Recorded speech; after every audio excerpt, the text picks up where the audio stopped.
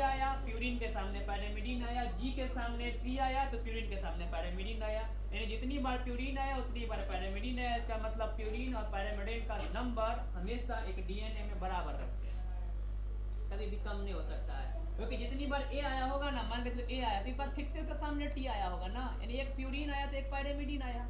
दूसरा वाला पेयर में G और C आता है, G एक प्यूरिन है और C एक पैरामिडिन है, यानी जितनी बार G आया उतनी बार C प्यूरिन आया उतनी बार पैरामिडिन, यानी हमेशा प्यूरिन और पैरामिडिन का नंबर बराबर रहता है।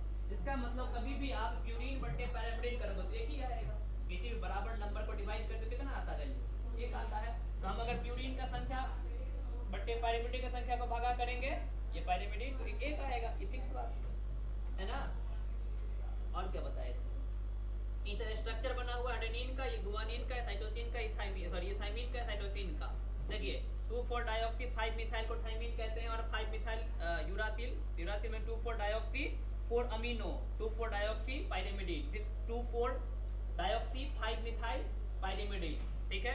ये वाला आपका क्या है, 2 पे अमीनो है, देखिए यहाँ से काउंटिंग करेंगे 1 2 3 4 5 6 से करेंगे तो 4 पर आ जाएगा, यहाँ से 1 2 पर अमीनो आ जाएगा आपका, 4 पर डबल बॉन्ड O यानी कि 2 अमीनो 4 ऑक्सी और प्यूरिन इसको बेस कहते हैं। तो आप ये लिख सकते हैं यहाँ पर 4 अमीनो प्यूरिन को आप एडेनिन कहते हैं। ये बात नाम हम पहले भी लिखा चुके हैं, स्ट्रक्चर पहले बना चुके हैं, इसमें कोई दिक्कत नहीं है। यह आपको दिखाया है कि डीएनए का पेयरिंग कैसे हो रहा है, जरा देखिए ये बॉन्ड चेन कैसे बन रहा है। तो देखिए ये सब है आपका कौन, फिगर क्लियर थोड़ा नहीं है इसीलिए नहीं दिख रहा है। यह देखिए प्यूरिन बेस है, डबल रिंग का एगो है ना, और यह आपका शुगर है और यह आपका फॉस्फेट है। तो यह वाला बन गया इतना दूर में, देखिए इतना दूर में बन गया एक न्यूक्लियोटाइड बन गया। अब इसके नीचे में दूसरा न्यूक्लियोटाइड, दूसरे के फॉस्फेट, शुगर और नाइट्रोजन बेस, ये जो एक न्यूक्लियोटाइड, देखिए यह एक न्यूक्लियोटाइड और इन दोनों के फॉस्फेट में जुड़ रहा है ना। यही बात अभी दिखाए थे हम, इतना क्लियर फिगर नहीं बनाए थे पूरा बड़ा वाला ये।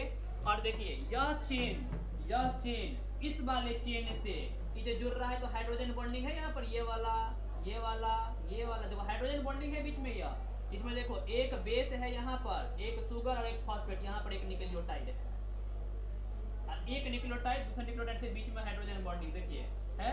फिर यह एक न्यूक्लियोटाइड है जिसमें यह एक बेस है, यह एक शुगर है, यह एक फॉस्फेट है, अब फिर से आपस में हाइड्रोजन बॉन्डिंग, ऐसे करके ये चेन बनता हुआ चला जाएगा, ठीक है। ऑलवेज दोनों के बीच में डिस्टेंस फिक्स रहते हैं 20 एंगस्ट्रॉम, दोनों स्ट्रैंड के बीच का डिस्टेंस फिक्स रहता है 20 एंगस्ट्रॉम, ठीक है। 8 बज कॉम्प्लीमेंट्री मतलब होता है एक दूसरे के पूरक, इसके सामने वही आना चाहिए तभी ये बॉन्डिंग करेगा, एक के सामने टी आना चाहिए नहीं तो नहीं बॉन्डिंग करेगा। एंटी पैरेलल मतलब यह एक इस दिशा में बढ़ रहा होगा तो यह एक इस दिशा में बढ़ रहा होगा, मतलब एक दूसरे के अपोजिट बढ़ते जाते हैं चेन।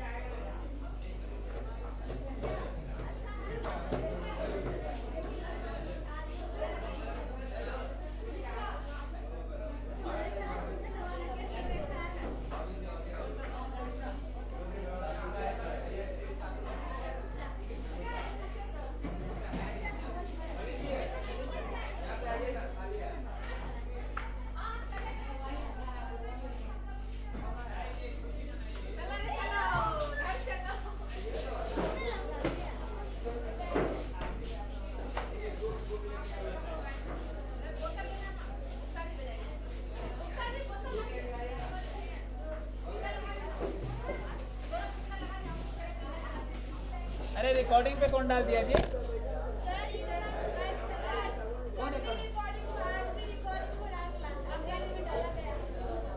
क्या हुआ? कौन कौन यूट्यूब पे जाता है? अरे जो भी पढ़ाते हैं मैं यहाँ पे क्लोज कर देता हूँ। और क्या क्या होता है? आप तो नहीं। अच्छा आप आ रहे हैं।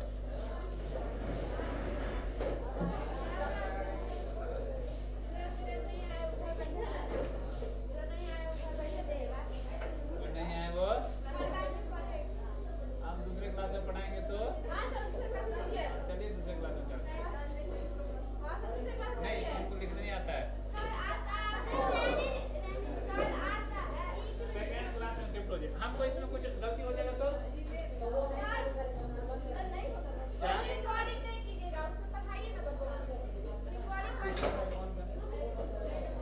क्या करने और इसका लाइट कौन देगा?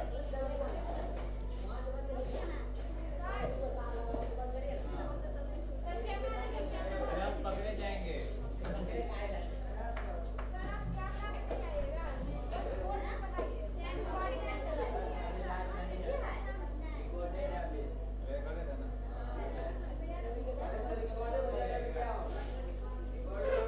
क्या हो जाएगा? बात तो सही कह रहे हैं आप।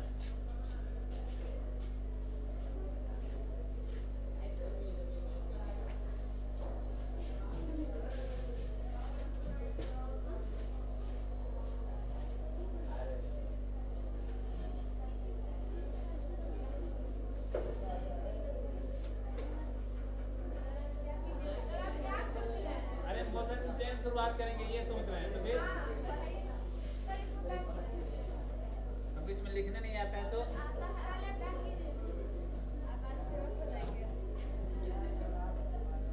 मोबाइलों में फोटो खींच के फेमस हो जाते हैं। हेलो